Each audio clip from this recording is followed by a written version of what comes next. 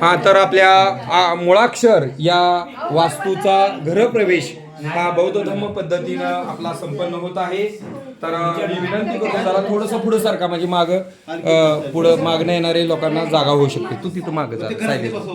हा या घरातली जी मंडळी आहेत, मामा आहेत, भरत रणदिवे, डॉक्टर आणि स्वप्नाली ताई यांनी पुढे बसायचं आहे. विलास रणदिवे, सर्व त्यांच्या बहिणी आलेल्या आहेत. या ठिकाणी कांबळे ताई या सोनगाववरून आलेल्या आहेत. त्यांनी पुढे खरात ताईंनी यायचंय.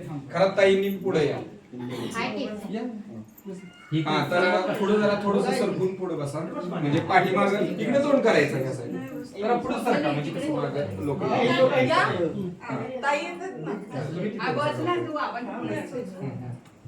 मग पुढे सरका म्हणजे कसं हा तर आपल्या गृहप्रवेश हा कार्यक्रम या ठिकाणी संपन्न होत आहे. या निमित्तानं सर्व उपस्थित नातेवाईक यांचं मी मनपूर्वक सहर्ष आपल्या रणदिवे परिवारामार्फत सर्वांचं मी स्वागत करतो. खरोखर आपल्या सरांनी सुद्धा सरांनी कितीला आहे येईल तुला बसायला का चेअर पाहिजे तुला हा तर